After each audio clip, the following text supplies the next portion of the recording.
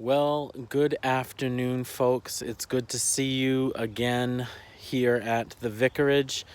I'm back out in the woods. It's kind of a cooler day today. Started out in the 50s, and the temperature's just beginning to climb. Tomorrow's supposed to be a real scorcher.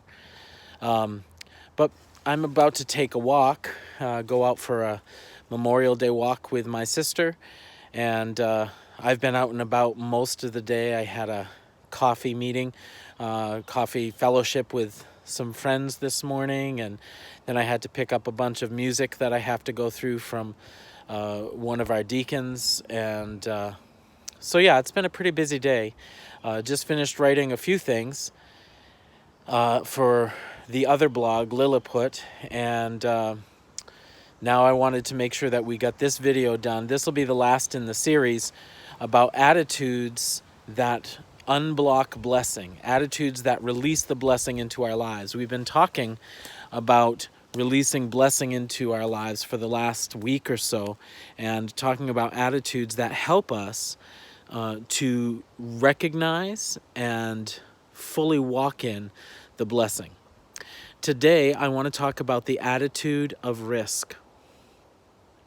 And this is an attitude that is perhaps one of the most helpful in helping us to learn to walk in the blessing, the attitude of risk. One of the things our culture tries to promote is that we can always be safe. And I want to tell you today, in the midst of pandemic, in the midst of coronavirus, in the midst of so many other things that are going on in our world, that in this realm, there is only one type of safety that is ever assured us.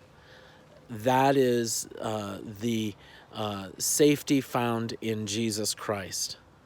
We can find safety in no other place but in Jesus Christ. Our eternal life is secure, but life in this world is transitory.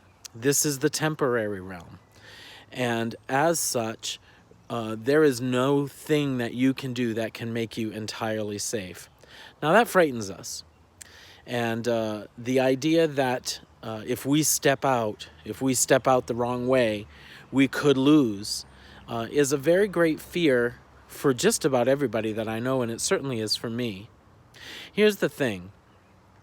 Without risk, there is no advancement.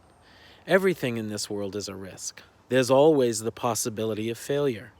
But if we never take a risk, if we never step into the place of possible failure, we will also never step into the blessing because we won't be able to move.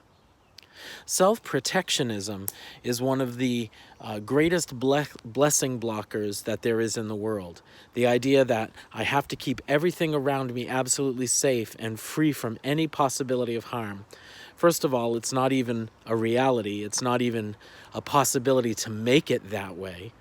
But secondly, it keeps us from entering into the good things that God has for us. And it keeps us from stepping into faith. You see, faith is the economy of heaven, and faith requires us to be willing to step into the place of risk and leave the consequences and even the results with God. Risk is not bad, particularly when it's calculated. Now, please understand, I'm not a person who goes out and takes willy-nilly crazy risks.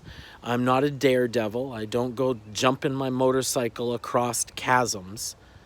But I am somebody who's learning that if I am ever to see God's best in my life, I have to begin to put myself out there.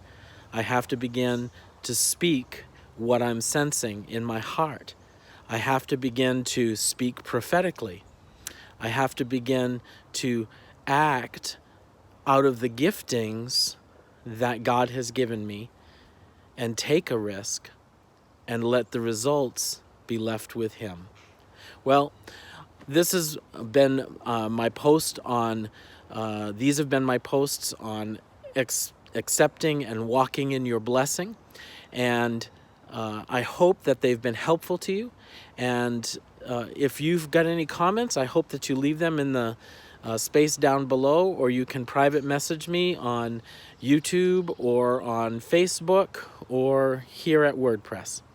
I look forward to hearing from you, and I hope that this has been a helpful series. God bless. Bye now.